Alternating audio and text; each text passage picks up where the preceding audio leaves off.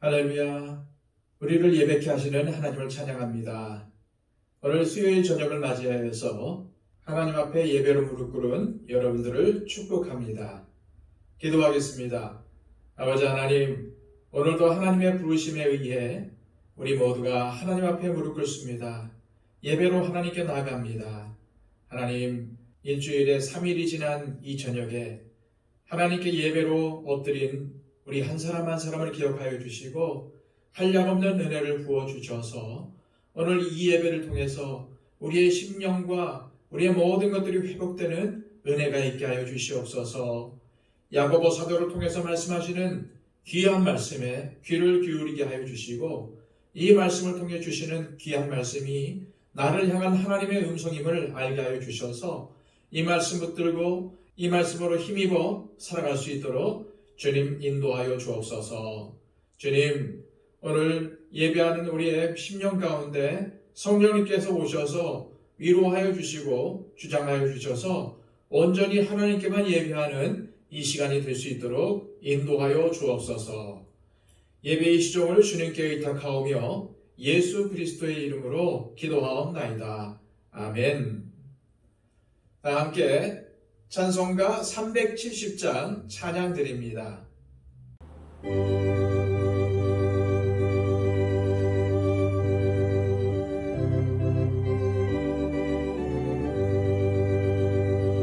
주 안에 있는 나에게 딴 근심이 있으면 십자가 밑에 나아가 내 짐을 풀었네. 주님을 찬송하면서 할렐루야 할렐루야 내 앞길 멀고 험해도 나 주님만 따라가리. 그 두려움이 변하여 내 기도 되었고 전날의 한숨 변하여 내 노래 되었네. 주님을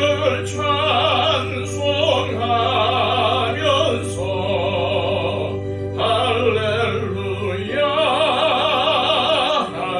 할렐루야 내 앞길 멀고 험해도 나 주님만 따라가리.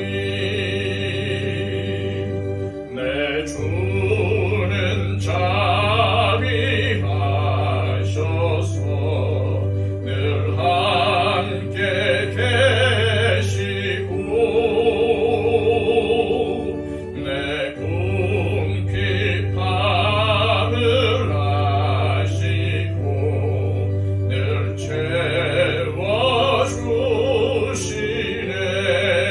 채워주시네. 주님을 찬송하면서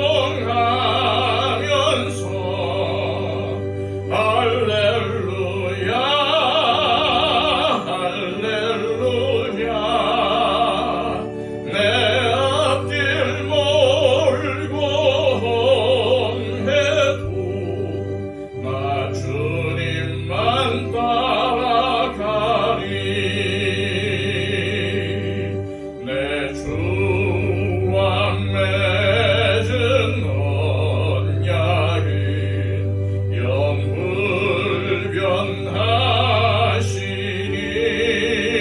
영불변하시니 그 나라 가기까지는 늘 보호하시네. 주님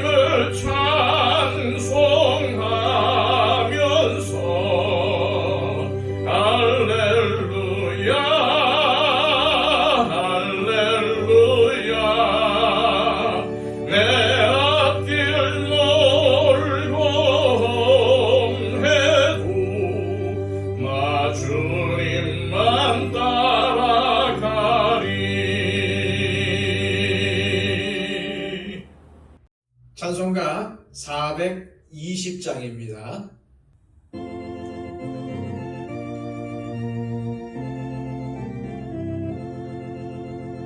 너 성결케 위해 늘 기도하며 너 주 안에 있어 늘 성경 보고 온 형제들 함께 늘 사귀면서 일하기 전마다 너 기도하라.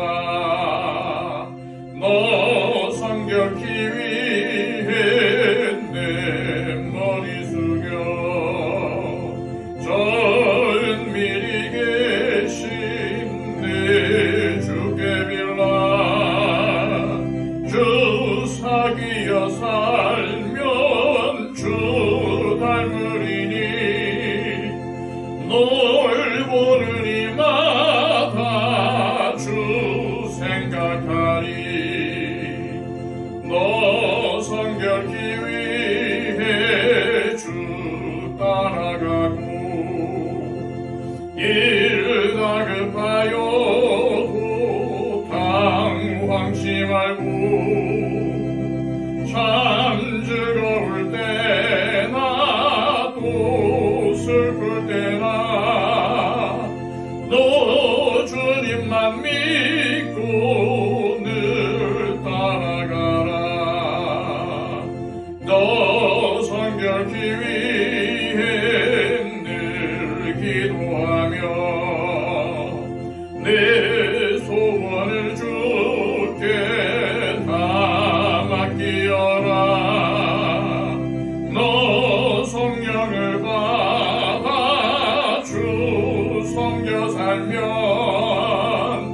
저 천국에 가서 더 잘 섬기리. 이 시간 우리에게 주시는 하나님의 귀한 말씀은 신약성경 야고보서 3장 13절에서 18절까지의 말씀입니다. 신약성경 374쪽입니다.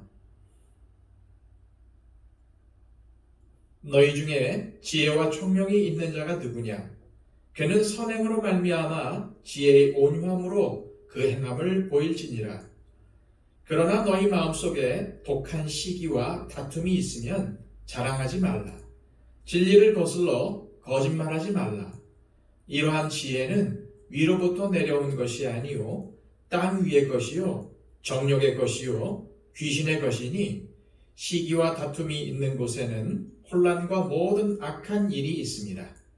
오직 위로부터 난 지혜는 첫째 성결하고 다음에 화평하고 관용하고 양순하며 긍휼과 선한 열매가 가득하고 편견과 거짓이 없나니 화평하게 하는 자들은 화평으로 심어 의의 열매를 거두느니라. 아멘.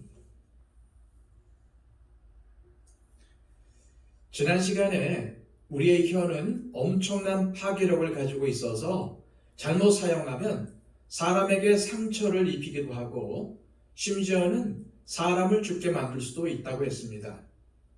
어디 그뿐입니까? 교회에서 성도가 혀를 잘못 사용하게 되면은 믿음의 형제 자매를 실족하게 만들고 더 나아가 교회를 파괴하기도 한다는 사실을 말씀드렸습니다. 교회 공동체를 파괴하는 데 있어서 사탄이 가장 크게 사용하는 것은 우리의 혀입니다. 혀는 사람들을 분열시키고 미움을 만드는 주범으로서 사탄이 역사할 때 가장 크게 사용하는 도구입니다. 이에 야고보는 우리의 혀가 잘못 사용되면은 마치 쥐어불과 같이 아무것도 남기지도 않고 다 태워버려서 사람과 공동체를 파멸로 이끌 수 있다는 사실을 경고했습니다. 그래서 야고보는 자신의 혀를 다스릴 수 있는 사람이 자신의 삶을 다스리는 사람이요 온전한 사람이 될 수 있다고 권면을 했던 것입니다. 오늘 본문에서 야고보는 혀에 이어서 지혜에 대해서 가르치고 있습니다. 그렇다면 야고보는 왜 효에 이어 지혜에 대해서 언급하는 것일까요?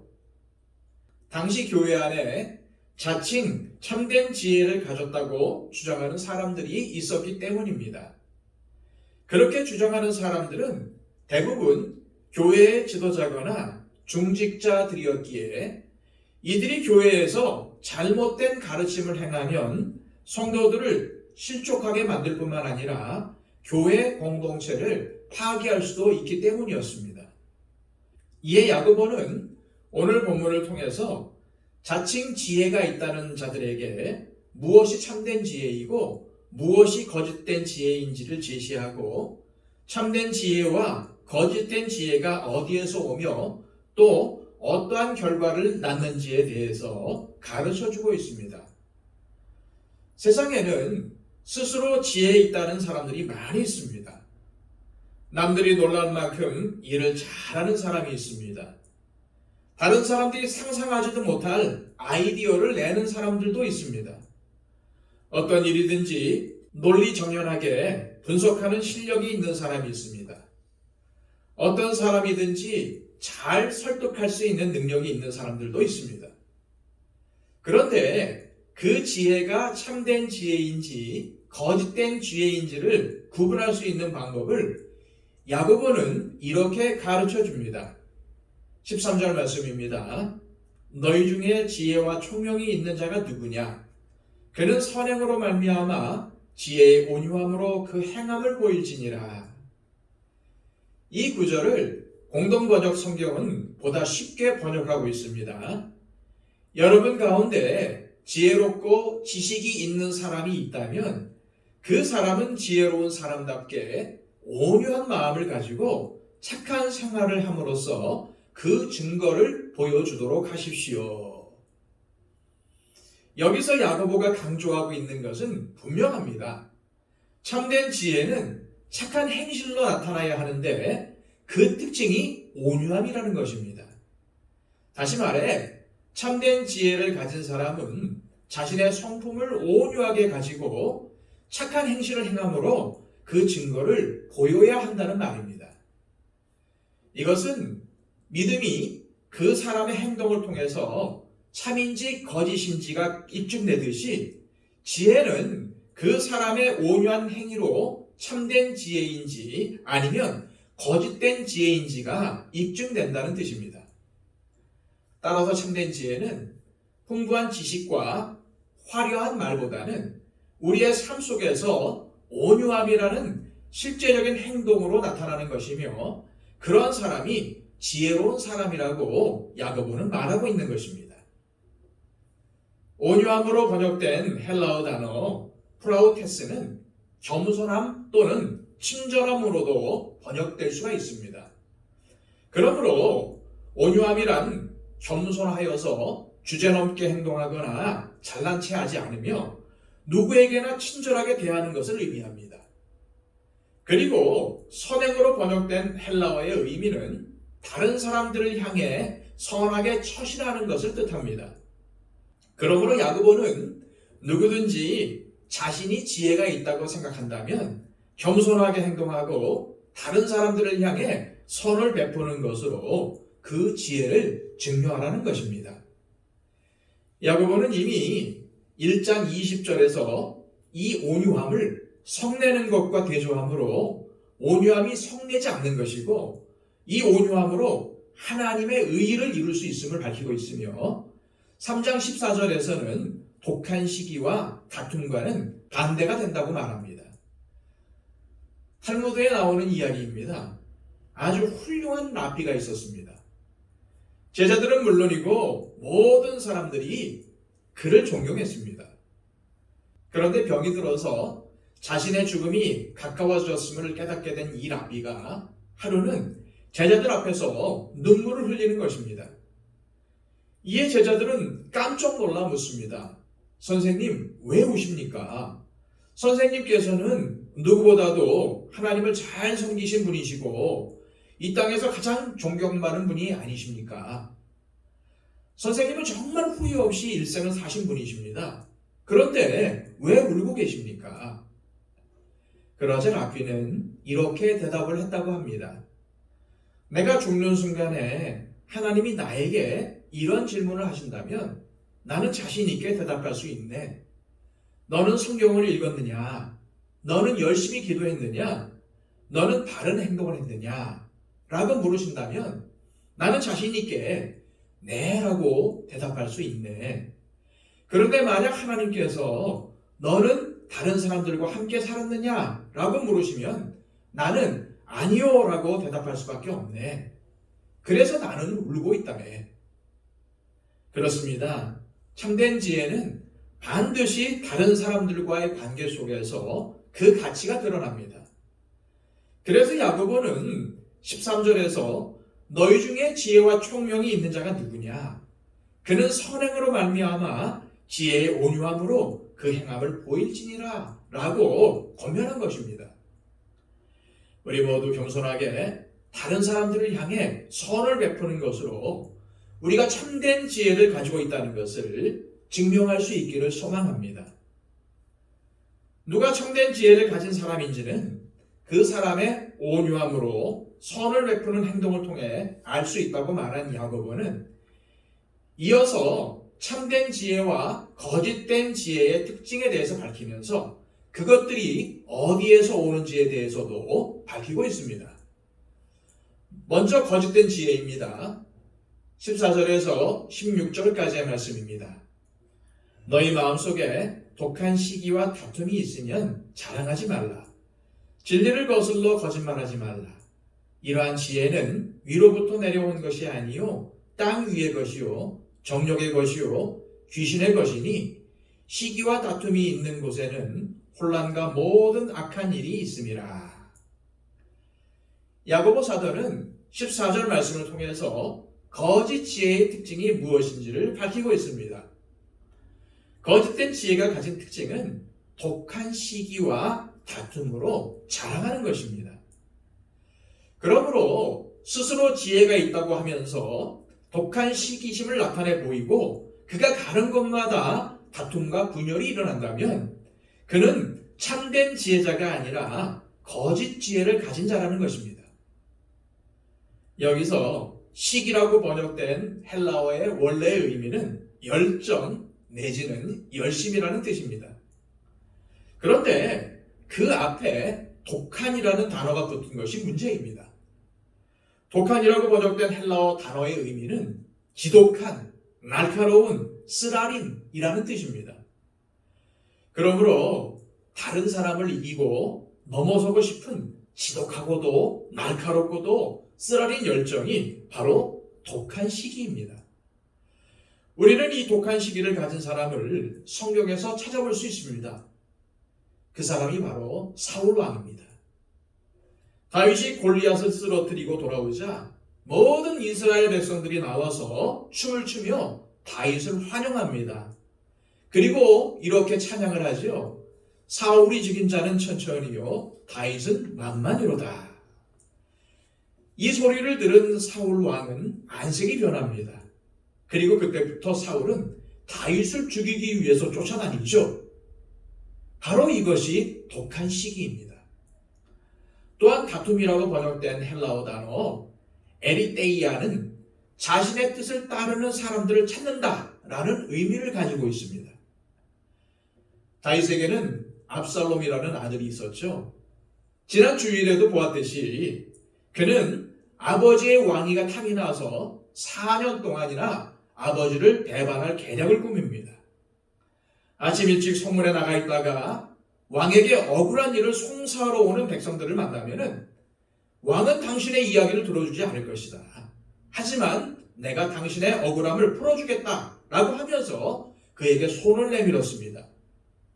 이렇게 해서 압살롬은 이스라엘 백성들의 마음을 사로잡았습니다. 성경은 압살롬의 이러한 행위를 가리켜서 이스라엘 사람의 마음을 압살롬이 훔치니라 라고 합니다. 이렇게 다른 사람의 마음을 훔쳐서 자기 것으로 만들고 편을 가르는 것이 바로 다툼이라는 단어의 의미입니다. 또한 자랑이라고 번역된 헬라어의 의미는 분에 넘치게 자랑하다라는 뜻입니다. 사람이 자신을 자랑하는 그 마음속 깊은 곳에는 내가 제일 잘났다는 생각이 숨어 있습니다. 이에 대해서 하나님은 잠언 18장 2절 말씀을 통해서 이렇게 말씀하십니다. 미련한 자는 명철을 기뻐하지 아니하고 자기의 의사를 드러내기만 기뻐하느니라. 이렇게 자기가 가장 옳다고 생각하고 자신의 의사만 나타내는 것이 자랑이라는 단어의 뜻입니다. 그런데 15절에서는 이러한 것들이 위로부터, 즉 하나님에게서 내려온 것이 아니요 땅 위의 것이요 정욕의 것이요 귀신의 것이라고 말씀하고 있습니다. 땅 위의 것이라는 말은 무슨 뜻일까요? 하늘, 곧 하나님께 속한 것이 아니라는 뜻입니다. 정욕의 것이라는 것은 또 무슨 뜻일까요? 그것이 하나님의 뜻이 아니라 자기의 뜻이라는 것입니다. 귀신의 것이라는 것은 또한 무슨 뜻일까요? 한마디로 귀신들이 기뻐하는 일을 하고 있다는 뜻입니다.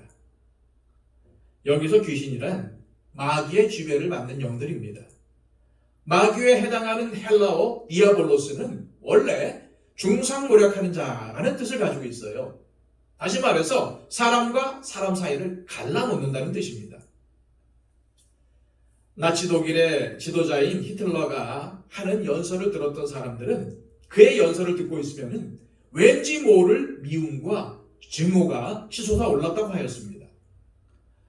오늘날에도 다른 사람들에게 미움과 분노가 치밀어 오르게 하는 말을 하는 사람들이 있어요.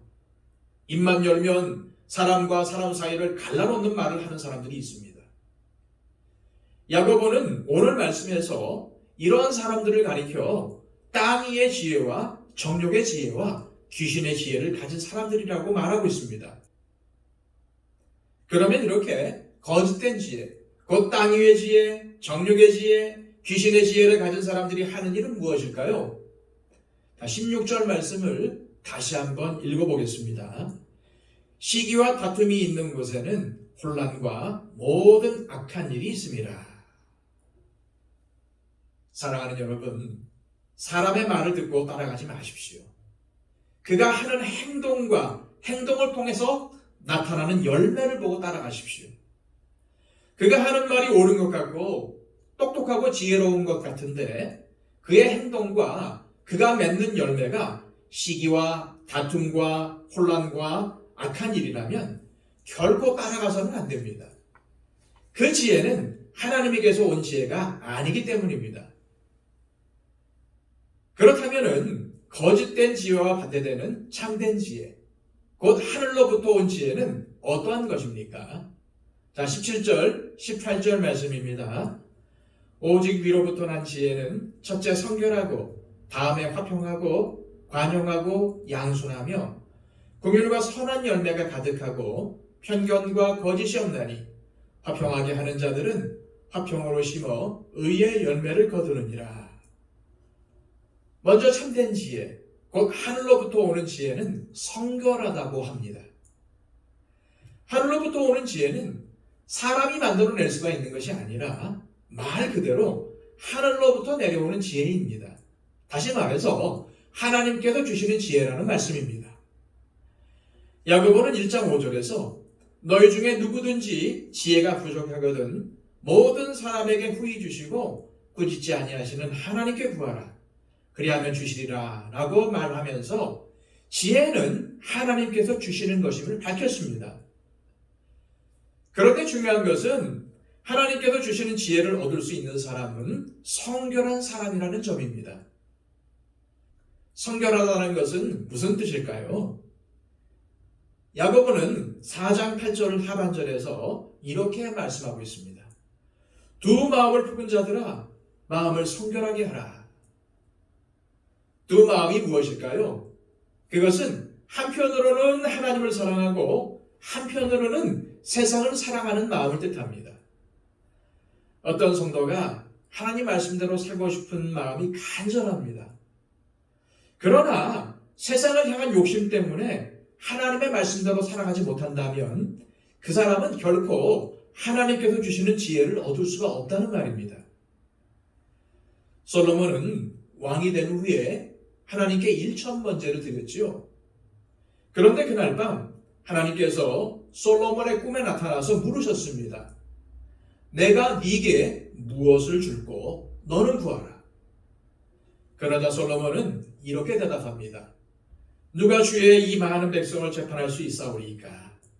듣는 마음을 종에게 주사 주의 백성을 재판하여 선악을 분별하게 하옵소서. 여기서 솔로몬은 자신을 주의 종이라고 말합니다. 그리고 백성들을 주의 백성이라고 칭하고 있지요. 솔로몬의 마음은 오직 하나님의 백성들을 하나님의 뜻대로 잘 다스리는 데에 있었습니다. 그러자 하나님께서 말씀하십니다. 내가 네 말대로 하여 네게 지혜롭고 총명한 마음을 주노니 네 앞에서도 너와 같은 자가 없었거니와 네 뒤에도 너와 같은 자가 일어남이 없으리라. 이렇게 모든 일을 하나님께 초점을 맞추는 것이 바로 성결입니다. 여러분이 무슨 일을 하든지 그것이 하나님께서 나에게 맡겨주신 일로 알고 어떻게 하면 하나님의 뜻에 맞도록 할 수 있을까를 고민하고 산다면 그것이 성결한 마음입니다. 이러한 사람은 하늘로부터 오는 지혜를 얻게 될 것입니다. 두 번째, 하늘로부터 오는 지혜는 화평을 이룹니다. 하나님께서 주시는 지혜를 가진 사람의 대표적인 특징은 화평이라는 말씀입니다. 본문에서 관용, 양순, 긍휼, 선한 열매와 같은 것들은 모두 화평을 이루는 데 필요한 것들입니다. 성경에서 하나님께서 주신 지혜로 화평을 이룬 대표적인 사람이 바로 이삭입니다. 이삭이 살던 가나안 땅에 기근이 들자 이삭은 그랄이라는 곳으로 이주하였지요. 거기서 농사를 지었는데 풍성한 수확을 얻어서 큰 부자가 되었습니다. 양과 소가 그 숫자를 다 셀 수 없을 정도로 많아졌습니다. 그러자 그랄 사람들은 이삭을 시기하였고 이에 이삭은 평지가 아닌 골짜기로 밀려나고 말았지요. 더욱이 그랄 사람들은 이삭을 망하게 하려고 그의 아버지인 아브라함이 팠던 우물들을 다 메워버렸습니다. 그랄 지역은 1년 강수량이 200mm에 불과한 사막지역입니다.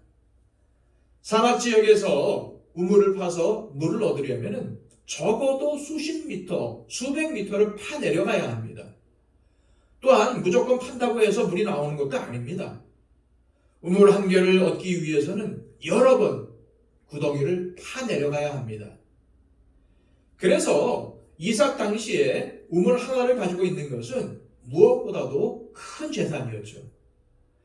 그런데 이삭은 우물을 한번 팠다 하면은 물이 콸콸 쏟아져 나왔습니다. 그러자 그랄 사람들이 와서 이 우물은 우리 것이다 라면서 빼앗았습니다. 그런데 이삭은 다투지 않고 조용히 우물을 양보하고 떠나지요.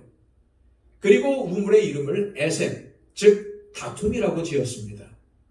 그리고 두 번째로 우물을 팠는데 또 물이 콸콸 쏟아져 나옵니다. 하지만 이번에도 역시 그랄 사람들이 쫓아와서 이 우물도 우리의 것이니 내놔라 했습니다. 그러자 이삭은 이번에도 우물을 양보하고 조용히 물러나지요. 그리고 그 우물을 신랑, 즉 대적함이라고 지었습니다. 그리고 세 번째로 우물을 팠는데 이번에도 물이 콸콸 쏟아져 나왔습니다. 그런데 이번에는 그랄 사람들이 더 이상 시비를 걸지 않았습니다. 그러자 이삭은 그 우물 이름을 르호봇이라고 지었죠. 장소가 넓다는 뜻입니다.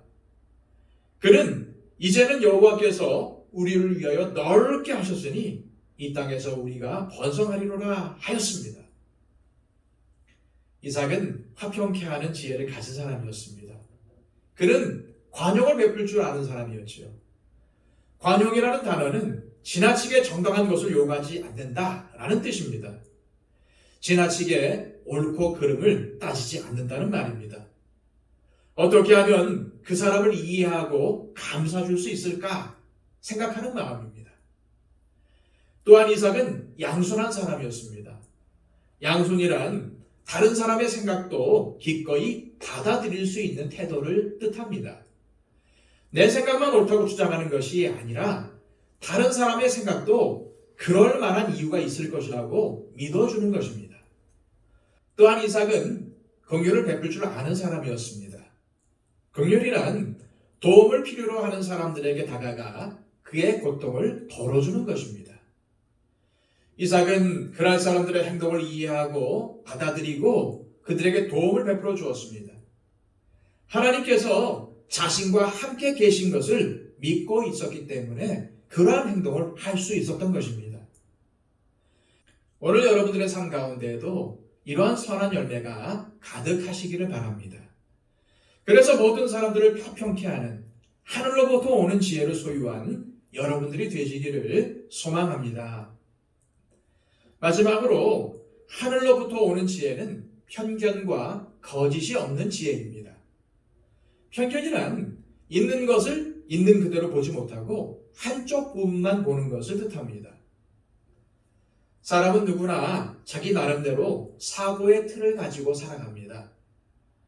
국수 기계에 들어가면은 무엇이든지 국수가 되어 나옵니다. 쌀이 들어가면 쌀국수, 밀이 들어가면 밀국수, 감자가 들어가면 감자국수가 되어 나오죠.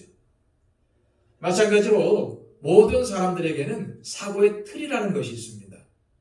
따라서 어떠한 일이든지 그 사고의 틀 속에 들어가면 똑같은 결론이 나옵니다. 긍정적인 사고의 틀을 가진 사람은 어떠한 일이든지 긍정적인 결론을 내고 부정적인 사고의 틀을 가진 사람은 어떠한 일이든지 부정적인 결론을 내립니다. 남의 장점을 보는 사고의 틀을 가진 사람은 아무리 못난 사람을 보아도 그의 장점이 보이고 남의 단점만 보는 사고의 틀을 가진 사람은 아무리 잘난 사람이라도 단점만 크게 보이고 어떻게 해서든지 그 사람을 깎아내리려고 합니다. 만약 부정적인 사고의 틀, 남의 단점만 보는 사고의 틀을 가지고 살아가는 사람이 있다면 그 사람은 일평생 불행하게 살아갈 수밖에 없습니다. 그에게는 감사할 이유도 없고 찬송할 이유도 없습니다. 어느 누구도 그 사람에게 마음을 열어주려고 하지 않을 것입니다. 또한 거짓이란 가면이라는 뜻입니다. 어떤 사람은 다른 사람을 만날 때에 앞에서는 반갑게 웃으면서 인사를 하는데 뒤에서는 헐뜯고 돌아다니는 사람이 있습니다.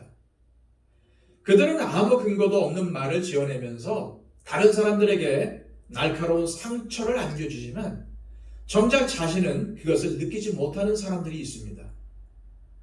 이런 사람이 거짓된 사람입니다. 거짓말을 해서 거짓된 사람이 아니라 때에 따라서 얼굴이 바뀌는 가면을 쓰고 있기 때문에 거짓된 사람인 것입니다. 이러한 편견과 거짓은 하늘로부터 온 것이 아닙니다. 땅의 것이요, 정력의 것이요, 귀신의 것입니다. 이러한 편견과 거짓이 없는 사람이 하늘로부터 오는 지혜를 가진 사람입니다. 야고보는 18절에서 오늘 말씀의 결론을 이렇게 내립니다. 화평하게 하는 자들은 화평으로 심어 의의 열매를 거두느니라. 야고보는 화평하게 함으로 의의 열매를 거둔다고 말씀하고 있습니다. 의란 옳고 그른 것을 따지면서 정죄하는 것이 아닙니다. 이해해 주는 것입니다. 감싸주는 것입니다. 공유를 베푸는 것입니다. 그래서 화평을 이루는 것, 이것이 의라고 말씀하고 있습니다. 그리고 이것이 하늘로부터 오는 지혜라고 결론을 내립니다. 사랑하는 여러분, 스스로 지혜롭다고 여기며 여러분이 판단하고 결정해서는 안 됩니다. 만일 우리가 그렇게 살아간다면 결국 남는 것은 독한 시기와 다툼뿐입니다. 혼란과 모든 악한 일만 남게 될 것입니다. 우리는 지혜를 구하는 자에게 꾸짖지 아니하시고 후히 주시는 하나님께 지혜를 구해야 합니다.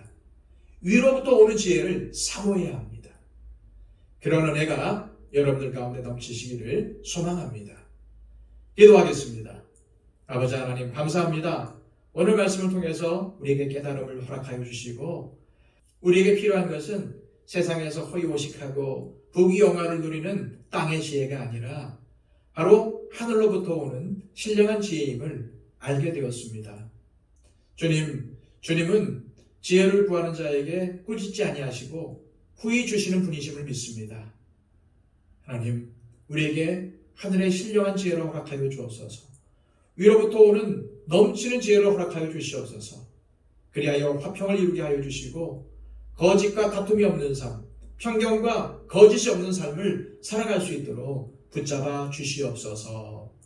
예수 그리스도의 이름으로 기도하옵나이다. 아멘.